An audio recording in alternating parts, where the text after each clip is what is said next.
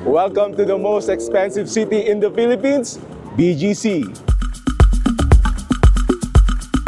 Sa video na to ay papakita ko sa inyo na hindi lang street food ang nagte-trending sa social media. O rin napanood social media, ako'y napaibig naman sadya.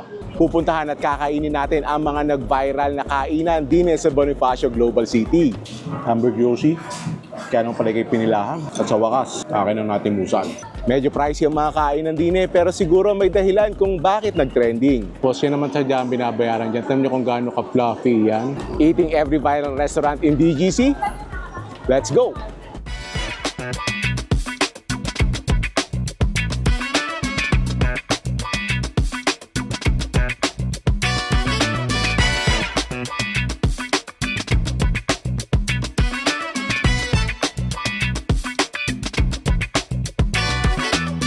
First stop natin, din tayo sa Katsudonia Psycho.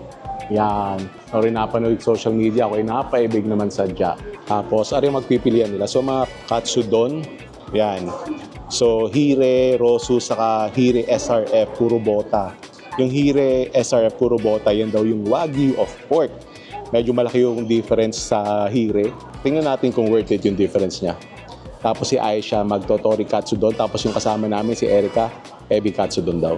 Yan, so yun yung pork slices, sinison, tapos pinover sa egg, tapos yan, breadcrumbs po, talagang pinipili talaga para yung breadcrumbs ay dikit na dikit.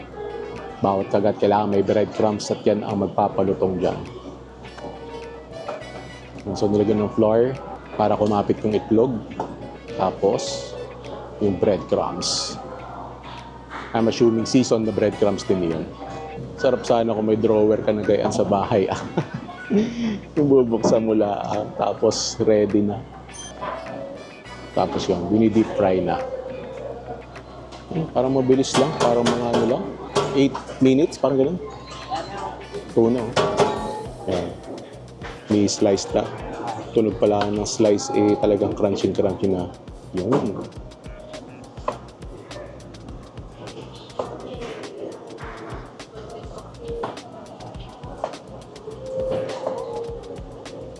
Tapos syempre katsudon, may ano din yan, omelette din yan. Yan. Ang sinasabi sa hula. Yan, itatopping sa rice yan, tapos i-garnish na yan.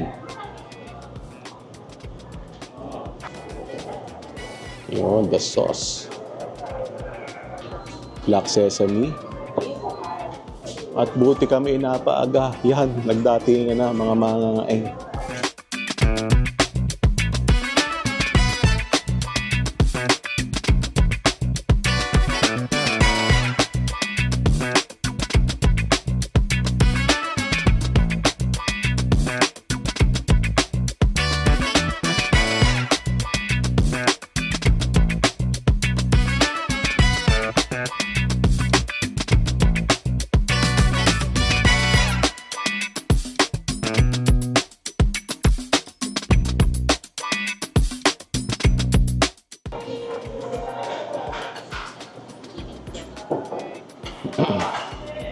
At yan, aksidente namin nakita din si Erica, classmate ko sa culinary school.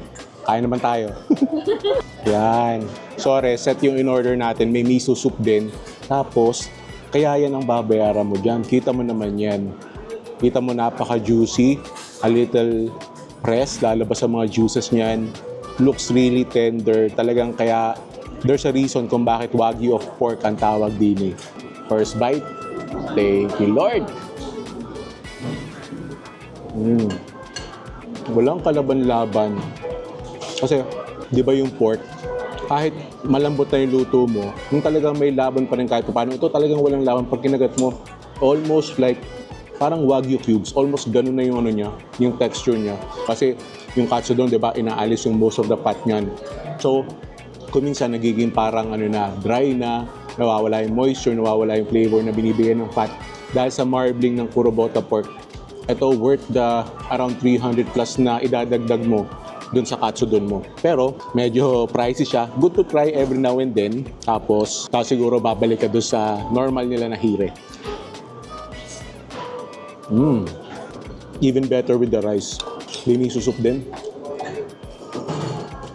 yung flavors nung sauce niya, a little tame. Talagang pinaka-highlight dito yung yung quality ng pork niya. Kumbaga, it doesn't take away the spotlight from the pork, yung quality ng pork. Siyempre, gagastos ka nga naman for the quality of the pork pag sobrang tapang ng sauce mo. Kumbaga, hindi mo na siya masyadong ma-appreciate. Ito, kainin ko na isang buo to para pakita ko sa inyo kung gaano kalambot.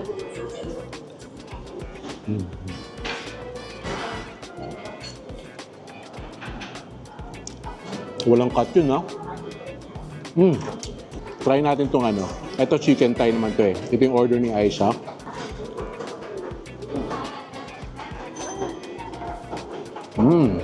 Yun din, tender, juicy. Pero pag katsudon talagang pork ang hahanapin mo eh. Tapos ito, complete meal na. And it's not everyday na nakakain natin yung Wagyu of pork. Kung gusto nyo makasubok ng kurobota, might as well try din eh. See you sa next one.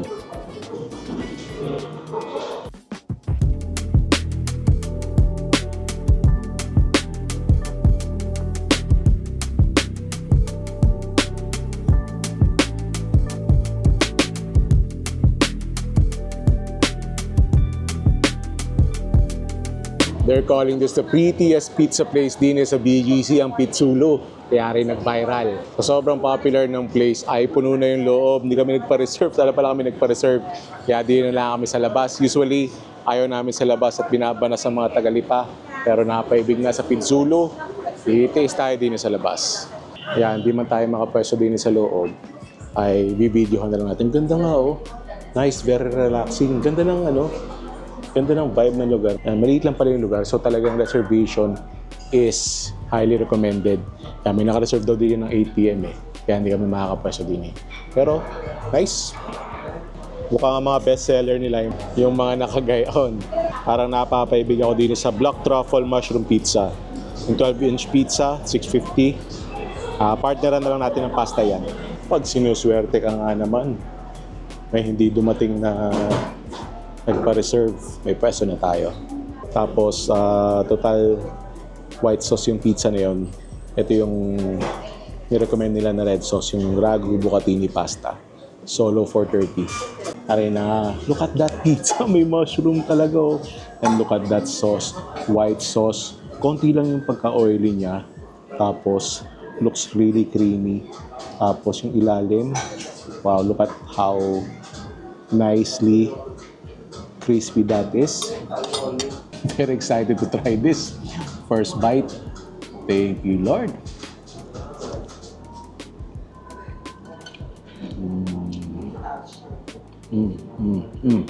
Creamy, earthy. Tapos yung truffle flavor niya, really heavy on the truffle flavor. Hindi siya hindi siya accent lang Talagang heavy on the truffle flavor. And dahil mahilig kami sa truffle flavor, ang sarap ito. Gustong-gusto ko to.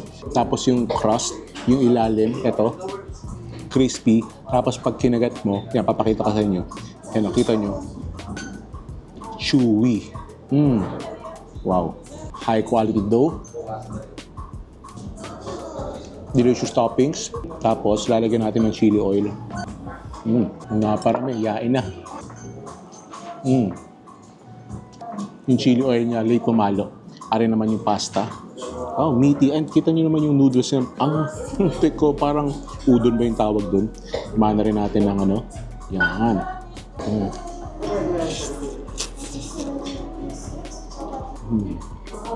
Really al dente noodles. Tapos, very filling. Tapos, kita nyo yung meat humihiwalay. Chunks talaga siya. Hindi siya ground beef. Tender. High quality tomato sauce. Acidic. May lasang herbs. Itong dalawang to, sarap na combo. Ito yung mag-provide ng meaty flavor, earthy flavor from pizza, creamy pizza, slightly acidic na tomato sauce, tapos crispy and chewy na crust na rin, tapos al dente na pasta na to. Pizzulo, naging trending to dahil sa napakaganda niyang ambience.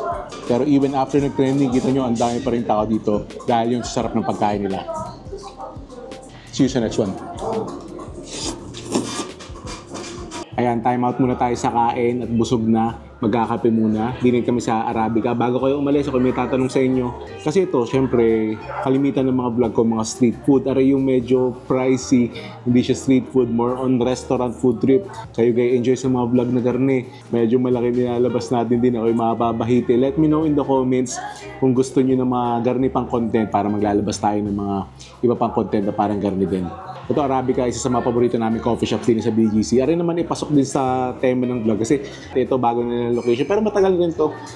So pasok pa rin sa tema ng vlog. Saka syempre, more importantly, gusto namin ng kape din. Aray ay Kyoto Latte.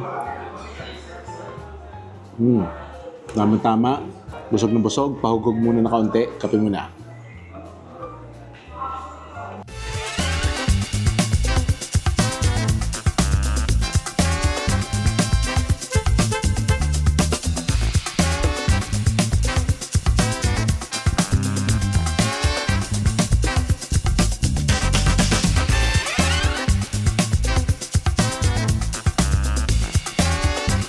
Yan, minimix na nila yung pang ano nila, pang souffle pancake nila. It has to be really airy. Kailangan dyan ay exact measurements. Kung hindi, ay babagsak yan. Tapos yan, ifo-fold dyan ni Idol para to incorporate air into the mixture. Tama ba yung assumption ko? Assumption ko lang yan. Hindi ako baker. Parang dun pa lang yung sarap daw-dawin ng daliri. Parang kasarap na dyan. Ayan, nilagyan na ng butter, ng kanilang pan. Tapos, yung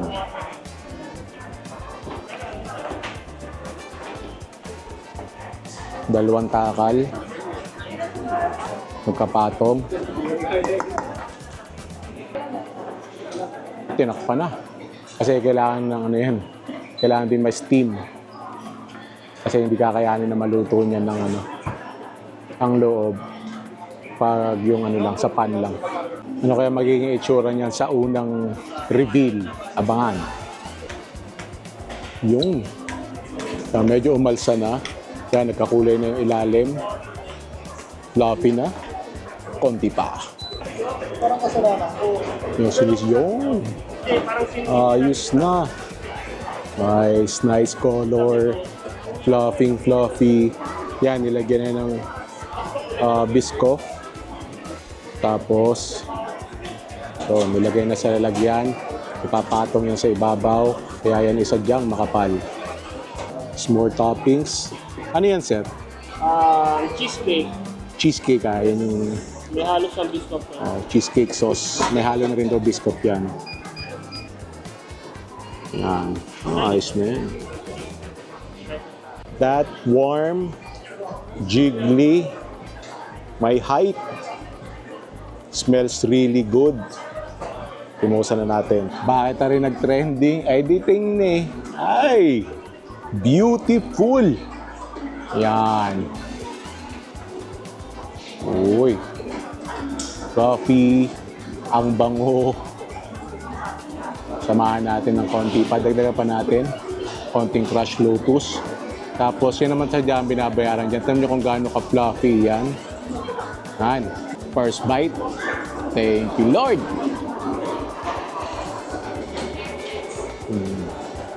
Para kang kumakagat sa mallows, sa marshmallows, parang gayon. Tapos, biscuit talaga kahit sa mo ilagay. Sa yogurt, sa pancake, even souffle pancake. Ito lang, pag souffle pancake, parang nandun, mas ano lang siya, mas lasa siyang, may konting lasang itlog kumpara sa normal pancake. Pero, once naman na malagyan mo na yan ng mga toppings na yan, hindi mo na masyadong malalasahan. Ito, medyo pricey. Personally, mas gusto ko yung talagang pancake lang. Pero every now and then, for the show, for the experience, hinahanap-hanap ko to. This is the second time na nakatry ako ng souffle pancake. Nasubukan ko rin to sa Ugbo Tondo, panoorin nyo dito. Kaya as again, every now and then, nahanap-hanap ko yung experience, yung show, yung lasa. See you sa next one.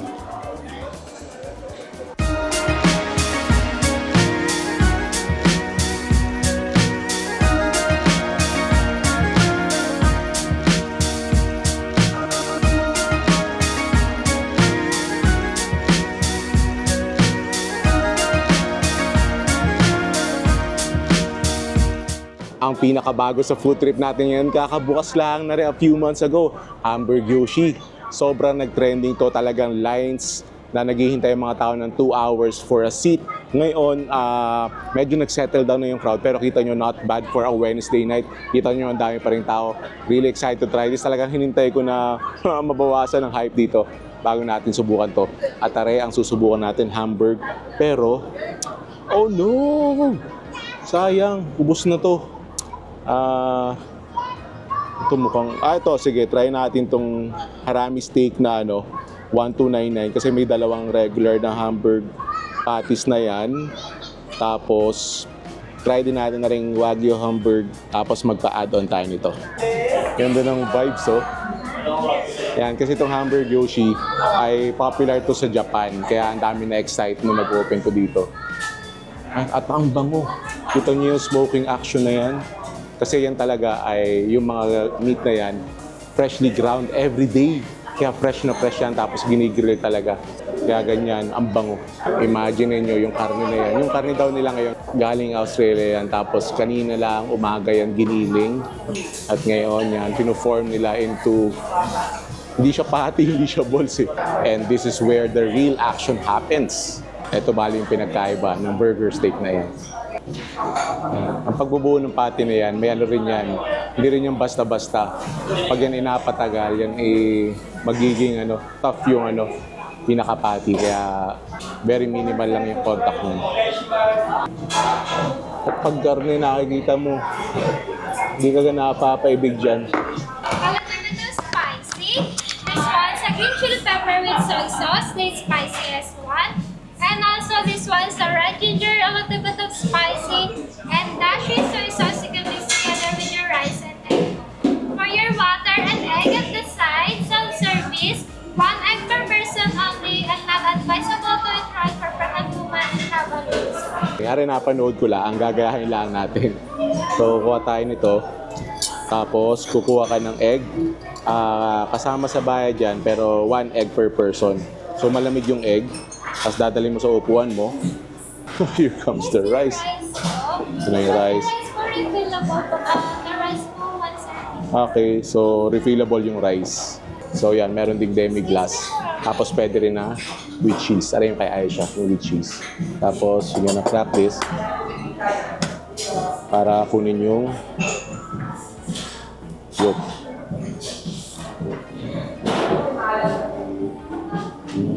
Yan, tapos, ilalagay mo to sa rice mo dito. Yan, sa warm rice. Tapos, soy sauce. Lalagyan mo lang ng konting soy sauce for flavor. Tapos, mamaya na natin dagdagan. Kunti lang. Then, mix everything. Yung warm rice ay hindi naman niya lulutuin ng totally yung egg yolk, pero mawawarm yan. Yan. Turning into an appetizing yellow color. Kita niyo, warm na warm yan. But, rice pa lang. So, ito na yung Wagyu. Ooh. Ilang grams ulit ito, ma'am?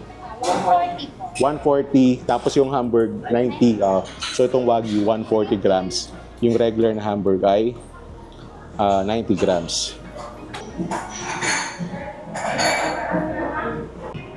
Try muna natin ng walang sauce. It's massive.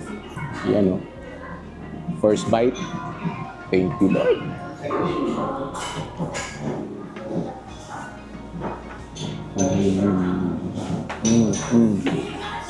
Kung nakakala mo na burger steaks are all the same, kailangan mo matry ito. Yung smoky flavor, really fresh na meat. Tapos yung loob, medyo sa simula, maninibago ka kasi a little mushy yung loob. Pero if you're like me na mahilig sa contrast, yung contrast ng medyo grilled na exterior tapos yung interior na medyo mushy, that's a welcome contrast in texture. Try natin with the rice. Kung habol mo lang talaga yung fresh na lasa ng beef, sobrang panalo na rin eh. Pero yan, may demi-glace. Yan, ito yung kay Aisha. Try natin. Ito yung Hamburg lang. May difference. For me, yung difference yung dalawa ay more on sa texture. Mas mushy yung Wagyu.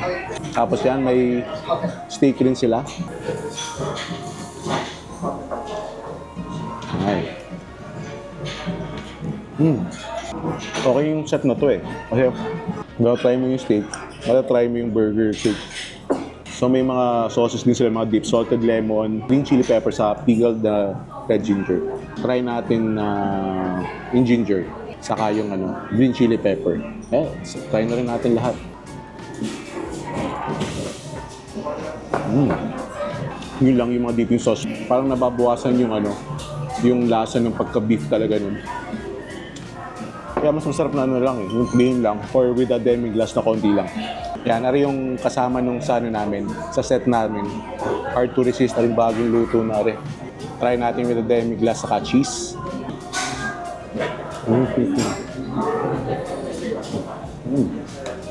Pag bagong luto, addicting. Mapapa-extra rice ata din eh. Yan ang nga sinasabi sa hula, tag-extra rice na.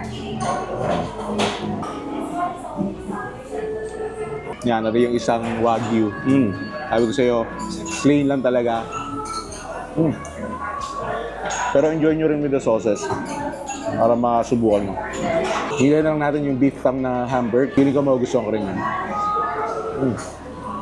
Yan, nari naman yung beef tongue na hamburger. Yan, looks the same. Tingnan natin kung ano. Tingin ko texture lang magkakaiba din.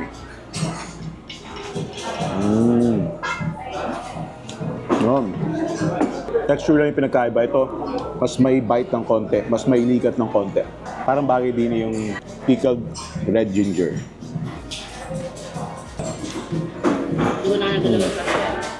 Actually, masarap din naman yung demi-glace tapos with cheese. Talaga lang aagawin niyo yung natural na sarap nung beef, which is what I don't want to happen. Hamburger Yoshi, kaya nung pala kayo pinilahan. At sa wakas, akin ang natin musan. Hindi na natatapos ang ating viral in BGC food trip, pero hindi pa natatapos ang food trip natin din eh. In case you miss it, ay nag-around the world food trip tayo sa BGC. Panoorin nyo dito, masarapan yun. And of course, don't forget to click on the subscribe button and notification bell para kita-kita tayo sa future food trips. Thank you for watching. I'll see you in a bit.